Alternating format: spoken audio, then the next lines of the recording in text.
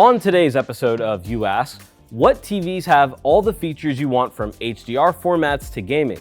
Should you hit pause on that TV order and return it if you made a mistake when you placed the order? And why don't more TVs have a fifth HDMI port by now? Welcome back to the channel, everyone. This is You Asked, the show where we answer your tech questions. If you've got something you want to know, send your question to youasked@digitaltrends.com. And don't forget to tune into the show to see if your question has been selected. Our first question comes from JF Sikoti, who says, I currently have a TCL 6 Series 55-inch TV. I want to upgrade to a 75-inch TV. I watch lots of movies, TV shows, and play PlayStation 5 and Nintendo Switch. I ordered the Hisense 75-inch QD7N on Amazon. Seems to be lower quality than the TCL though after some research. It's out of stock temporarily, so I can cancel the order. I was looking at the 75-inch Hisense U7-8N. I was wondering if you could give me some direction about this choice.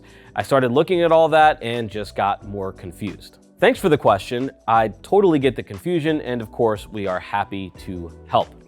I would start by saying, yes, canceling your order would be a wise decision if you want something at least as good as your TCL 6 Series. Honestly, with what Hisense and TCL have done with their mini LED TV lineups, I think you'll be really happy with a lot of what's available. The U7-8N, if you guys didn't know, is the Canadian naming of the U7N here in the US. But given how close it is to the U8N, which would be the U88N in Canada, I'll talk a bit about both TVs. The good news is both of those, the U7N and U8N, are excellent and certainly superior to the QD7N. The most important differences are going to be price and the fact that the 75-inch model for both of these TVs uses a different type of panel that may or may not fit your needs. We'll get to that in a second. At 75 inches, the U7N goes for $800 and the U8N sells for $1,100. So maybe the difference in price already answers your question about which one you should go for. The extra $300 for the U8N gets you better contrast by way of deeper blacks that, in our review, were drawing comparisons to OLED, and a higher level of brightness that benefits HDR highlights and viewing in SDR, especially if you're in a bright room. As for that 75-inch panel, at that size, both the U7N and U8N use ADS Pro panels instead of the VA panel that they have in the other sizes. So at 75 inches, you do lose a little contrast, but you do get improved viewing angles, which we talked about a lot in episode 105 of You Asked if you want to check that out. If you're often watching TV off angle, or this TV will be used in a space where you'll frequently have guests that may need to view from a wider than usual angle, this is a benefit, and in my opinion, still offers plenty of contrast. But if you do want the most in terms of contrast, going with either 65 or 85 inches will do a little better in that department. And since they're 2024 models, you can probably find them on a pretty good sale somewhere. So I hope all that helps. Next up, we have a pair of questions from Dionisio, I believe, both around TV features and design. We'll answer them one at a time. The first reads, with the high amount of devices we're able to connect to our TVs, is there any reason why manufacturers do not simply add a fifth HDMI port? It's mainly because some TV manufacturers don't make their own SoCs, system on a chip.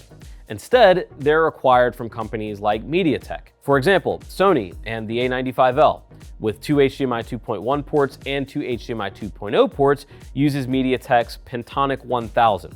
TCL and I believe LG and Samsung as well have developed their own SoCs. And I think that's why we see them sometimes able to have 4 HDMI 2.1 ports in their higher end TVs, or just customize things a little further. They can make them specific to those models, whereas if you're ordering from another company like MediaTek, you're kind of at the mercy of what they have available and what's most cost effective for production. Feel free to chime in the comments if you have further insight or research on this matter. So I think adding a fifth HDMI port isn't always up to the TV brand. Also, and probably most important, I can't imagine the need for a fifth HDMI port is that common. And the people that do need it probably have or prefer other means of connectivity.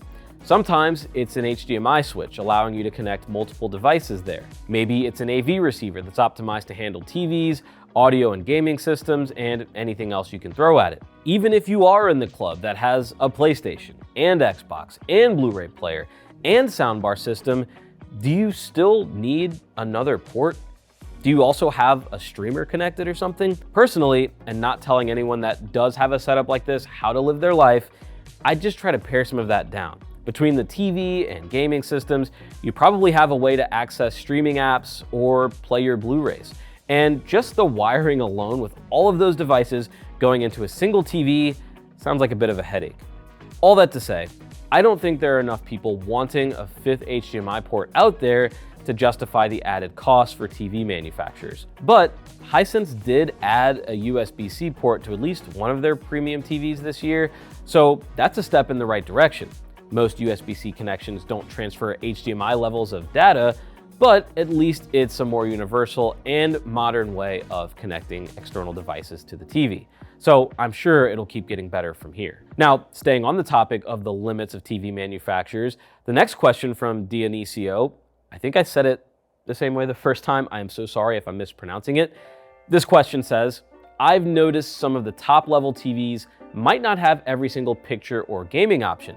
Are there any TVs out there that do have every single feature? Yes, there are.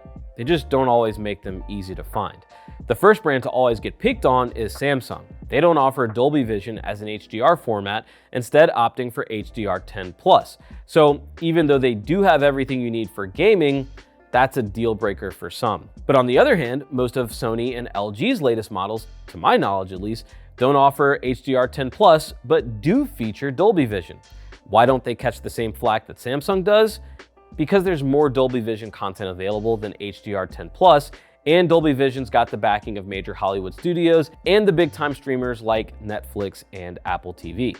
I think Prime Video from Amazon featured a lot of shows in HDR10+, but I'm not sure if that's even still the standard for them. Let me know if you've seen anything else about that. Sorry, back to the topic here. If you do want all of the HDR formats for viewing content and premium gaming features, you're probably looking at Panasonic, TCL, and Hisense. Many of their latest TVs, think Hisense ULED series, TCL QLED TVs, and Panasonic's offerings now available in the US, offer HDR10, 10+, Dolby Vision, and HLG formats. And even better, you don't have to pay top dollar for these features. Budget-friendly models like Hisense's U6QF and TCL's QM6K both offer all of these formats plus the gaming features you want to see like auto low latency mode, variable refresh rate, and 144Hz refresh rates at 4K resolution. As you go higher in the Hisense 2025 lineup, you also get more connectivity options. The U7-5QG has 4 HDMI 2.1 ports, and the U8QG has 3 HDMI 2.1 ports and a USB-C option as well. Obviously, when it comes to finding what fits your exact needs, there's more research to do than just what technically has every feature. You'll want to know what TVs are brighter or have better viewing angles. Maybe you want to go OLED with Panasonic, meaning you get just 2 HDMI 2.1 ports instead. There are always trade-offs. But in 2025, your dollar goes further than it ever has before in terms of TV brightness and features. That's it for this week's episode. Thank you guys as always for tuning in. Let us know, what would you want to see in the perfect TV in terms of features? The comment section is open and active, so is the inbox if you want to send your questions to youasked@digitaltrends.com. Thanks in advance, and we'll see you in the next video.